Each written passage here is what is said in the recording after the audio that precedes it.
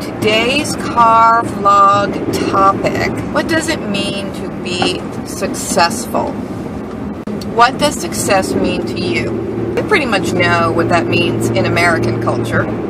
It means money, money, money, money, money. It means living in a bigger and better house, driving a brand new, fancy, expensive car, the biggest and best of everything, having the latest gadget, the latest manifestation of iPad, iPhone. Well, iPad and iPhone. The newest, the biggest, the brightest, the most expensive, everything. Getting promotions at work. Work. There's this pride in status regarding how many hours a week you work. Like people think it's really cool when they say, like, oh, I'm working 70 hours a week. Now, they're not working 70 hours a week at 2 minimum wage jobs. I'm talking people who work 70 hours a week at the law firm, and they're bringing down $250,000 a year. Ooh, is that what it is to live a successful life on this planet, this one life you have? That's how you choose to live it? I'm not saying there's any romance and glory in poverty. Being cold and hungry isn't fun. I think I would feel successful if I had some chapstick. I think I've mentioned it in other videos that I went to Dartmouth College. For any who are not familiar with the American university system, Dartmouth is one of the Ivy League schools, so it's considered one of the best in the country, one of the most competitive to get into. Basically what that means is I was smart in high school, and I got into a really, really elite college. So naturally, a lot of its graduates are very successful, according to American standards. Many of the graduates at this school have achieved great success in their careers, tremendous wealth. Of course, periodically, I get a phone call from Dartmouth asking me to contribute money because that is what they expect of their alums. I would love to be able to contribute money to Dartmouth. I loved Dartmouth. I loved my time there. I loved my education. I loved my friends. I loved Dartmouth. And if I won the lottery, I would give lots and lots of money to Dartmouth. I would. But honestly, I really can't afford to be sending them a big old check. If I send them $5, I kind of feel like, oh crap, now how am I going to get that out of the budget? Usually when they call, I kind of have to apologize and say, I'm really, really sorry. I really can't donate right now. I'll try.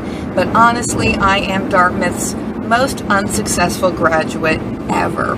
So, yeah, definitely by society standards and by the standards of my own family of origin, I am not so successful. What does it really mean to be successful?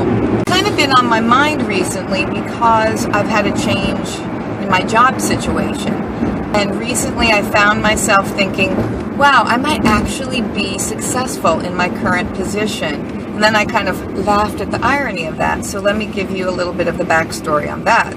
I am a social worker, and I work for the state of New Jersey, and I work for our state's Child Protection Agency. And I have worked for the division for 17 years. So for the first 6 years, I was a caseworker, and I worked in adoptions.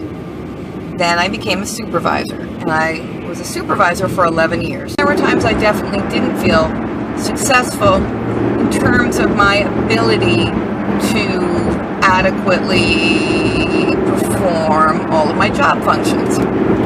So this past year, when I was home on family medical leave for 6 months, it was a very nice break from the job, but it really gave me the opportunity to take a step back and think about my career and what I was doing with my life and what I wanted to do and why I got into social work in the first place. And I just really decided, no, I don't want to be a supervisor anymore.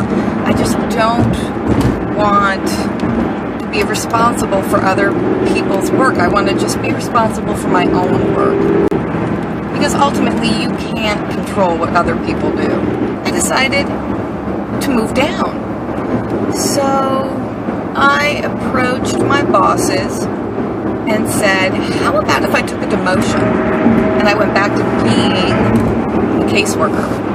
I came back to work from leave in November as a foster care worker.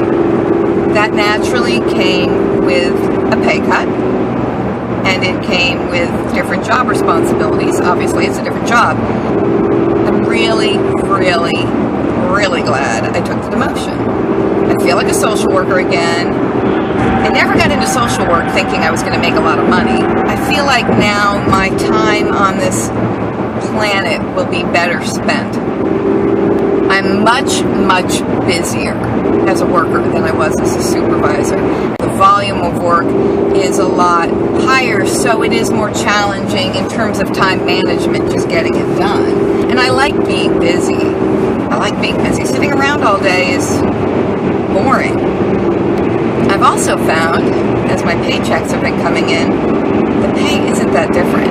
I think the difference in my pay is less than $100 per bi-weekly paycheck. So it's less than $200 a month difference. So I'm thinking, wow, for less than $200 a month more, I was supervising and had all this responsibility and all this like anxiety and headache and pressure for less than $200 more. In this position, in this demoted position, I actually have the possibility of being successful in my job in that I can do this job really, really well. I know that I can be very good at this job. Hence, I am successful.